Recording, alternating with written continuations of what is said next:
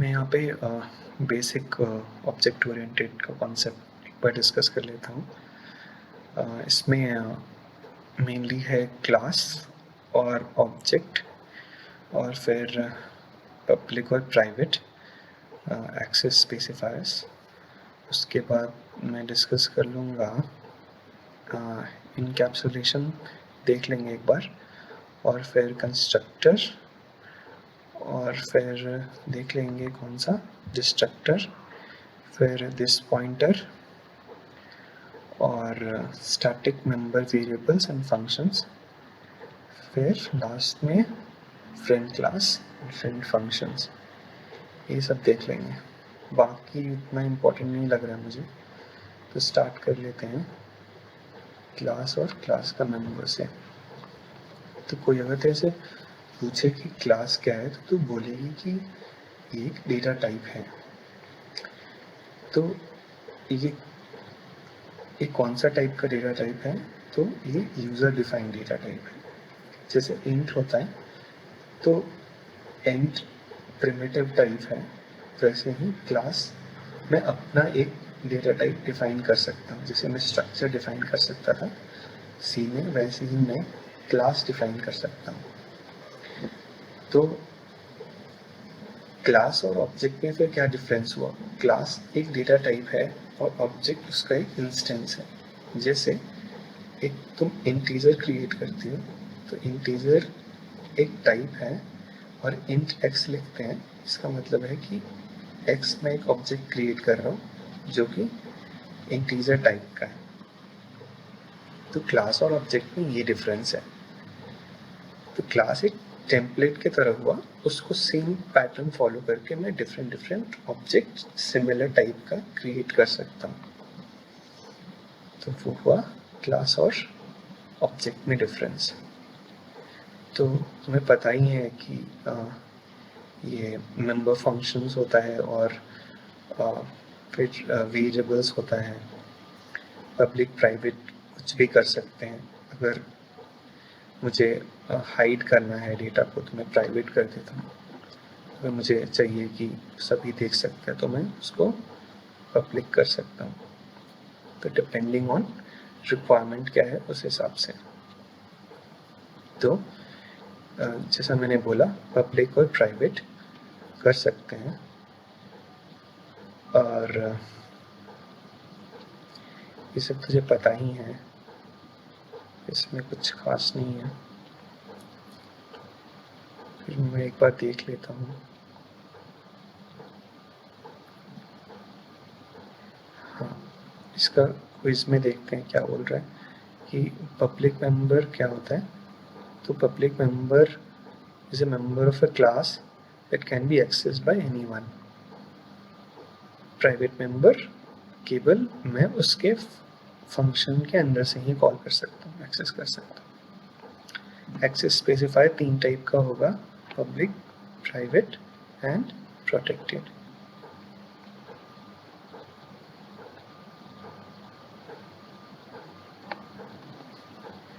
ठीक है, ओके। फिर चलते हैं एक्सेस फंक्शंस एंड इनकैप्सुलेशन। तो मैं इनकैप्सुलेशन का बात करता हूँ। कोई लोग पूछ देते हैं इनकैप्सुलेशन क्या होता है। तो ये है कि एक फंक्शन, जैसे क्लास लिखते हैं ना तो डेटा होता है और फंक्शन होता है, तो उसको एक साथ कंबाइन करके रखते हैं ना क्लास में, उसी को बोलता है इनकैप्सुलेशन। मतलब है कि मैं अपनी डेटा को हाइड कर सकता हूँ प्राइवेट करके एक अपनी वेरिएबल को, और मैं एक फंक्शन लिख सकता हूँ कि कोई भी उसको एक्सेस करे तो बस एक ही तरीके से करे कि जैसे मैं चाहता हूँ। तो मैंने अगर एक फंक्शन इम्प्लीमेंट किया है तो वो उसी तरीके से उसको एक्सेस कर सकता है बाहर से। तो वो फंक्शन और डेटा को जो एक साथ रखते हैं ना, और इस तरह से रखते हैं कि डेटा का कोई डायरेक्ट एक्सेस ना कर सके, और फंक्शन लिख देते हैं कि फंक्शन के थ्रू एक्सेस करें, उसको बोलते हैं इनकैप्सुलेशन। और फिर हाँ, इतना ही है, ठीक है। फिर चलते हैं कंस्ट्रक्टर के ऊपर। तो कंस्ट्रक्टर एक फंक्शन होता है क्लास का। कोई पूछे कि कंस्ट्रक्टर क्या है तो तू बोलेगी सबसे पहले कि कंस्ट्रक्टर एक फंक्शन है एक क्लास का, जो कि जिसका जो नेम होता है वो एग्जैक्टली सेम होता है क्लास के नेम के साथ, और उसका कोई रिटर्न टाइप नहीं होता, और डिफरेंट टाइप्स का कंस्ट्रक्टर हो सकता है। पर टाइप से पहले मुझे जानना होगा कंस्ट्रक्टर का पर्पस क्या है। तो जैसे ही मैं एक क्लास का ऑब्जेक्ट क्रिएट करता हूँ तो कंपाइलर कंस्ट्रक्टर कॉल करता है। कंस्ट्रक्टर कॉल कर रहा है मतलब कंस्ट्रक्टर कॉल करने से मेमोरी एलोकेट नहीं होता है। ये मैंने बोला है इससे पहले भी, कुछ लोगों को लगता है कंस्ट्रक्टर कॉल होता है तो वो ऑब्जेक्ट क्रिएट होता है। क्रिएट का क्या मतलब हुआ कि वो ऑब्जेक्ट के लिए मेमोरी जो एलोकेट होगा वो प्लस उसके मेंबर्स को इनिशियलाइज करना। तो एक तरह से ये ऑब्जेक्ट क्रिएशन का ही पार्ट है, पर जो मेमोरी एलोकेशन है वो ये नहीं करता, दूसरा पार्ट करता है, डेटा इनिशियलाइज करना। तो डिफरेंट टाइप का कंस्ट्रक्टर हो सकता है, जैसे डिफॉल्ट कंस्ट्रक्टर या फिर पैरामीटराइज कंस्ट्रक्टर या फिर कॉपी कंस्ट्रक्टर। तो डिफॉल्ट कंस्ट्रक्टर जो है उसका मतलब है कि डिफॉल्ट कंस्ट्रक्टर का मतलब कि कोई पैरामीटर नहीं है, कोई पैरामीटर पास नहीं कर सकती तुम उसमें। ये एग्जैक्ट यही मीनिंग है डिफॉल्ट कंस्ट्रक्टर का। तो अगर मैं अपना एक डिफॉल्ट कंस्ट्रक्टर नहीं लिखता हूँ तो कंस्ट्रक्टर मुझे डिफॉल्ट कंस्ट्रक्टर प्रोवाइड करता है। तो कंस्ट्रक्टर का जो डिफॉल्ट कंस्ट्रक्टर है, सॉरी कंपाइलर जो डिफॉल्ट कंस्ट्रक्टर प्रोवाइड करता है वो तुम्हारा डेटा को इनिशियलाइज नहीं करता। तो फिर वो करता क्या है, ये क्वेश्चन पूछा जा सकता है कि क्या डिफॉल्ट कंस्ट्रक्टर जो कंपाइलर डिफाइंड डिफॉल्ट कंस्ट्रक्टर है वो क्या कुछ भी नहीं करता है? वो एक्चुअली करता है। क्या करता है मैं तुझे बता रहा हूँ। अगर तू, मैं यहाँ पे बता रहा हूँ, जैसे इनहेरिटेंस का कॉन्सेप्ट है ना, जैसे क्लास पेरेंट और क्लास चाइल्ड,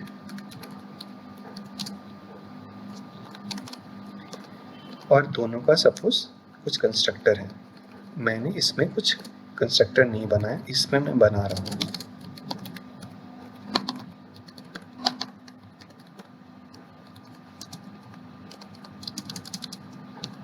और मैं printf डाल दे रहा हूँ कि पेरेंट बोल के, और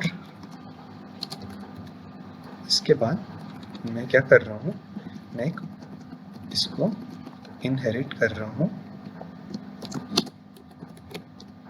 पब्लिक पेरेंट।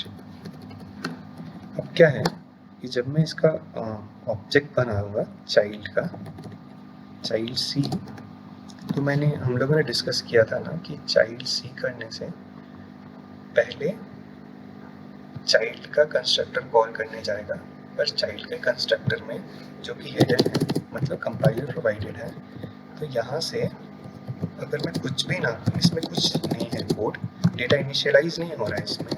जैसे मैंने बोला ना कि कंपाइलर डिफाइंड जो डिफॉल्ट कंस्ट्रक्टर है उसमें डेटा इनिशियलाइज नहीं हो रहा होता है, पर उसमें ऐसा नहीं कि कुछ भी नहीं होता है। जैसे इस केस में देखिए कि मैंने बोला था कि कंस्ट्रक्टर का पहला लाइन से पेरेंट का कंस्ट्रक्टर कॉल होता है, ये हिडन है, ये कंपाइलर ऐड कर देता है। तो यहाँ से पेरेंट का एक तरह से कॉल पहले चाइल्ड का ही हो रहा है, पर चाइल्ड के कोड के पहले लाइन से, सपोज मैं यहाँ पे कुछ इनिशियलाइजर डाल देता हूँ x इक्वल्स टू समथिंग, तो एक तरह से तो देख कि चाइल्ड का ही कंस्ट्रक्टर कॉल हुआ यहाँ पे पहले, लेकिन चाइल्ड के कंस्ट्रक्टर के अंदर से पहला लाइन एग्जीक्यूट जब हो रहा है उसी वक्त पेरेंट का कंस्ट्रक्टर कॉल हुआ। इसका मतलब है कि चाइल्ड का कंस्ट्रक्टर कुछ और करे उससे पहले पेरेंट का कंस्ट्रक्टर कॉल हो रहा है। अब देख यहाँ पे मैंने खुद का कंस्ट्रक्टर डिफाइन किया है, फिर भी वो कॉल कर रहा है क्योंकि ये पैरामीटराइज नहीं है, ये डिफ़ॉल्ट है। तो इजीली कॉल कर सकता है, इसको कोई कंफ्यूजन नहीं है कि मैं क्या पैरामीटर पास करूँ।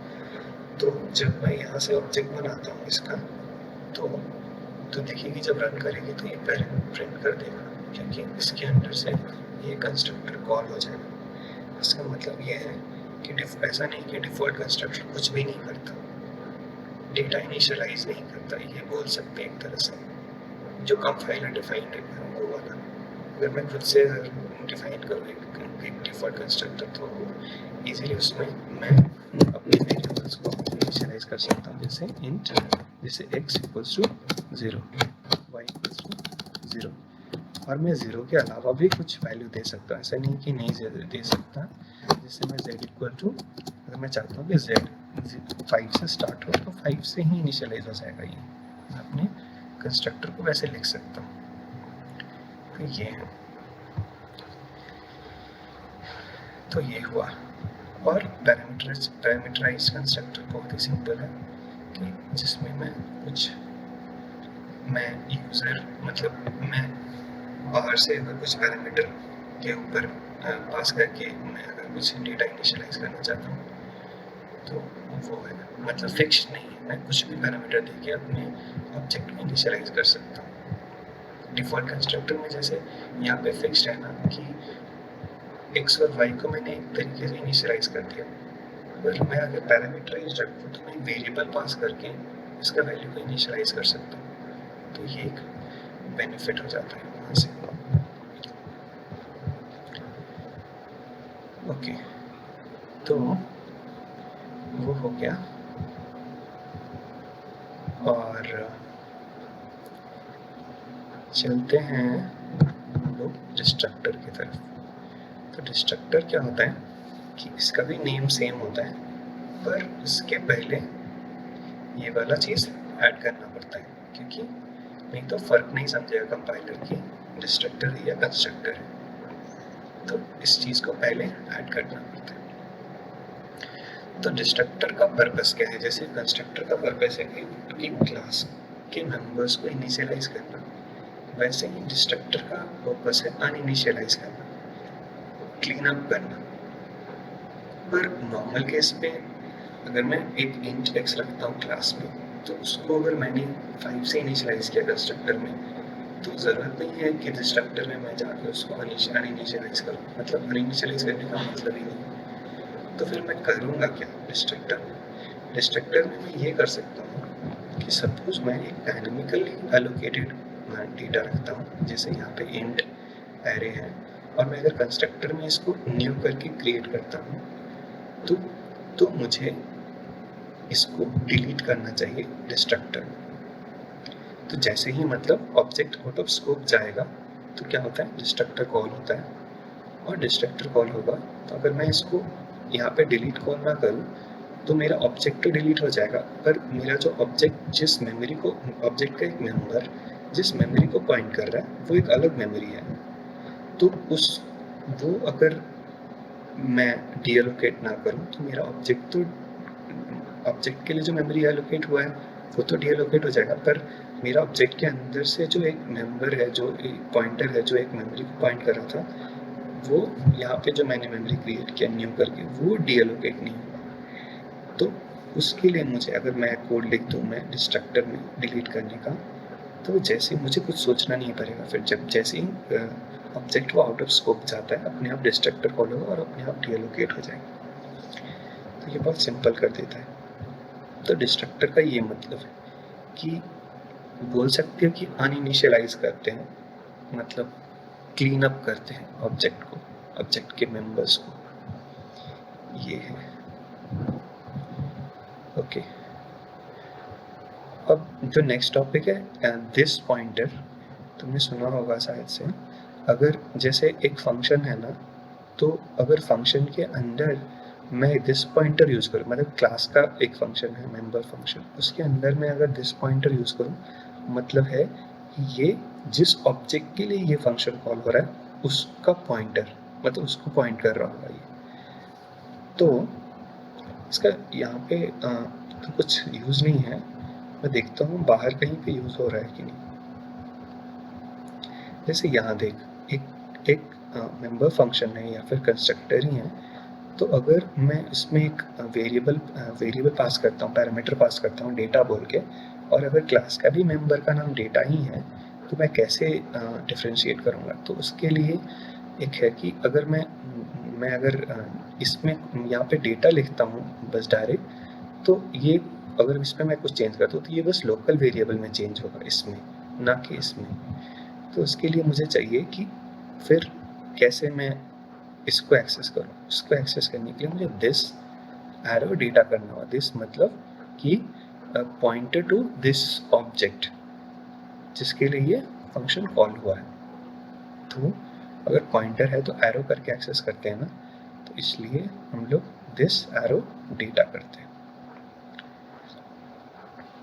तो अगर तुझे फंक्शन के अंदर से अगर अपने ऑब्जेक्ट का पॉइंटर पास कराना होगा तो किसी और फंक्शन कॉल करके या फिर कहीं पे, तो तू दिस अगर पास करा देती है तो तेरा ऑब्जेक्ट का पॉइंटर पास हो जाएगा उसमें से।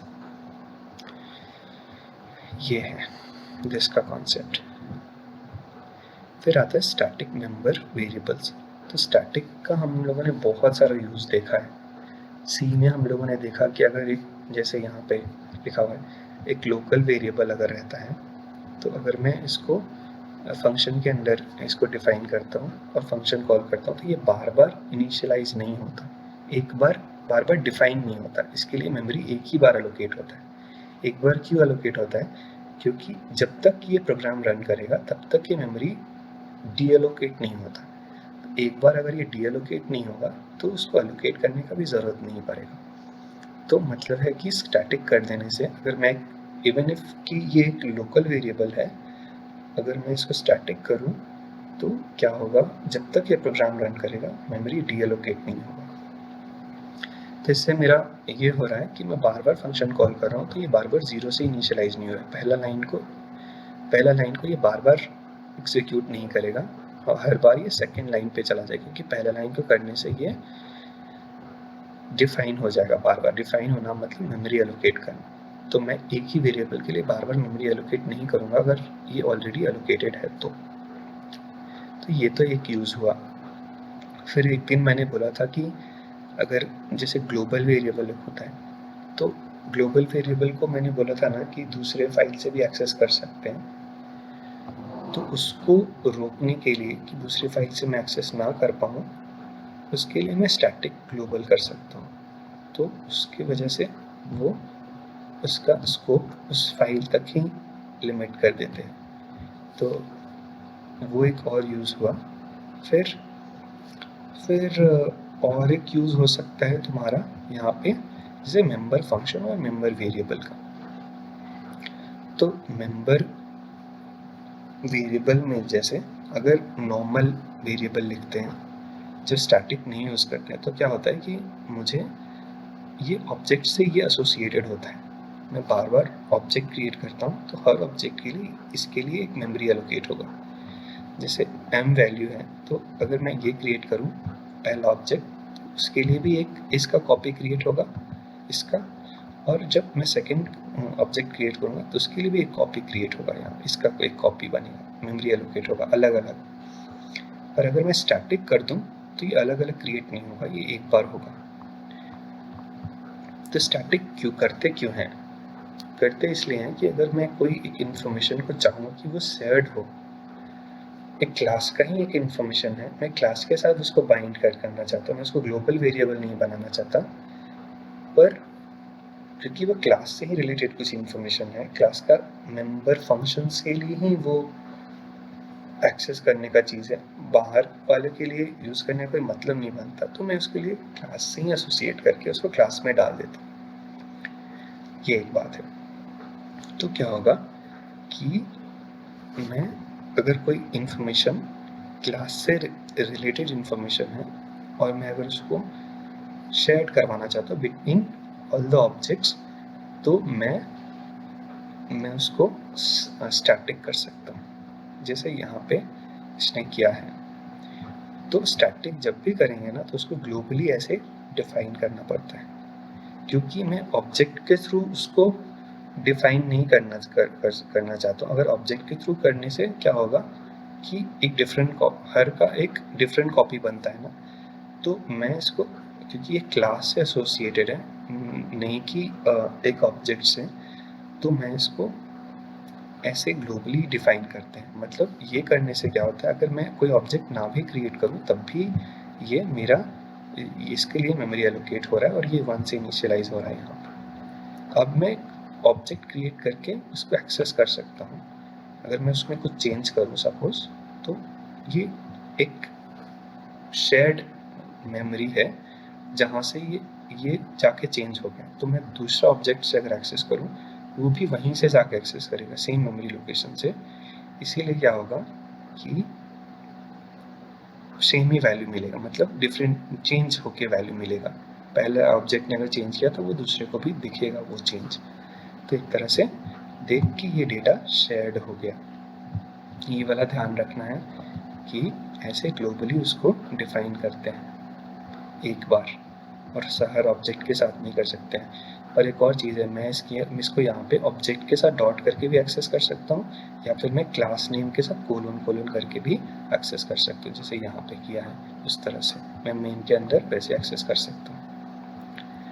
सिमिलरली यहाँ पे स्टैटिक मेंबर फंक्शंस भी होता है। जैसे देख, मैंने जो बोला क्लास के साथ ऐसे स्कोप रिजोल्यूशन यूज करके मैं एक्सेस कर सकता हूँ उसको।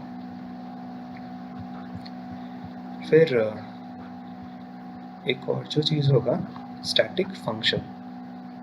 स्टैटिक फंक्शन क्या है कि सपोज तूने स्टैटिक मेंबर को जैसे यहाँ पे एक्सेस कर लिया ऊपर में क्लास कोलन कोलन करके या ऑब्जेक्ट डॉट करके, तो वैसे कब कर सकते हैं, जब मेरा डेटा पब्लिक हो। पर अगर ये प्राइवेट हो तो मुझे एक फंक्शन लगेगा उसको एक्सेस करने के लिए। तो अगर मैं नॉर्मल फंक्शन बनाता हूँ तो मुझे उसको कॉल करने के लिए एक ऑब्जेक्ट क्रिएट करना पड़ेगा। तो मेरा ऑब्जेक्ट के ऊपर डिपेंडेंसी रहा। अगर मैं ना चाहूँ कि मेरा डिपेंडेंसी रहे, तो मैं क्या कर सकता हूँ, उसको ऑब्जेक्ट से इंडिपेंडेंट बना सकता हूँ। मैं बिना ऑब्जेक्ट क्रिएट किए मैं उसको कॉल कर सकता हूँ। तो यह ऑब्जेक्ट क्रिएट करूँ भी तो मैं बिना ऑब्जेक्ट के हेल्प से मैं उसको कॉल कर सकता हूँ। तो वो हुआ स्टैटिक यूज करके मैं कर सकता हूँ। जैसे यहाँ पे तू देख, यहाँ पे स्टैटिक यूज करके इसने एक्सेस किया है एक स्टैटिक मेंबर को। स्टैटिक फंक्शन एक स्टैटिक मेंबर को ही एक्सेस करने के लिए बनता है। तो यही बात है स्टैटिक फंक्शन, मेंबर फंक्शन का। अब मैं आता हूँ फ्रेंड फंक्शन पे। फ्रेंड फंक्शन क्या है, जैसे एक क्लास का फंक्शन होता है, वो क्या करता है कि वो एक प्राइवेट मेंबर, मैं अपने क्लास के प्राइवेट मेंबर को एक्सेस कर सकता हूँ अपने मेंबर फंक्शन यूज करके। प्राइवेट मेंबर को मेंबर फंक्शन यूज करके एक्सेस कर सकता हूँ। पर सपोज कि तूने एक बाहर फंक्शन बनाया जो क्लास का मेंबर नहीं है, तो चाहती है कि वो मेरे क्लास के प्राइवेट मेंबर को एक्सेस कर ले। तो क्या करते हैं, अगर ये मैं बाहर में भी डिफाइन करता हूँ, तो मैं अगर इसको फ्रेंड कर दूँ इसके साथ, तो इसका ये प्राइवेट इंफॉर्मेशन भी एक्सेस कर सकता है। तो क्या है, मैं सिंपली इसका जब भी मैं कॉल करूँगा इसका ऑब्जेक्ट पास करा दूंगा, और ऑब्जेक्ट करके मैं कौन सा ऑब्जेक्ट के लिए इसको कॉल कर रहा हूँ, कौन से ऑब्जेक्ट के लिए एम वैल्यू में एक्सेस कर रहा हूँ, उसके लिए मुझे ये पास कराना होगा। तो इसका डेफिनेशन में ही देख ले, डिक्लेरेशन में ये कि पास कराना पड़ रहा है, ताकि मैं किसको एक्सेस करूँगा, कौन से ऑब्जेक्ट को एक्सेस करूँगा, वो मुझे पता चले। तो यहाँ देख ऐसे करके एक्सेस कर रहा है, एक ऑब्जेक्ट पास कर रहा है, ऑब्जेक्ट को डॉट करके एम वैल्यू एक्सेस कर ले रहा है इजिली। ये बाहर का फंक्शन है, फिर भी यहाँ से अगर तू फ्रेंड हटा देती है तो तुझे एक्सेस नहीं मिलेगा। ये एक चीज़ है। लास्ट चीज़ है कि मैं पूरे क्लास को भी दूसरे क्लास का मेंबर बना सकता हूँ। जैसे यहाँ पे तू देख, एक स्टोरेज क्लास है और एक है डिस्प्ले क्लास। तो अगर मैं चाहूँ कि डिस्प्ले क्लास का सारा ही फंक्शंस स्टोरेज क्लास के सारे ही डेटा प्राइवेट डेटा को एक्सेस कर सके, प्राइवेट या पब्लिक, पब्लिक तो कोई भी कर सकता है, प्राइवेट को अगर एक्सेस करना है तो मैं क्या करूँगा, मैं इस क्लास को फ्रेंड बना दूंगा इसके साथ, ठीक है। तो इसे फ्रेंड बना के मैं एक्सेस कर सकता हूँ, तो ये बोलते हैं फ्रेंड क्लास। चलो इस अभी के लिए इतना ही, फिर देखते हैं बाकी टॉपिक्स बाद में, ओके। चल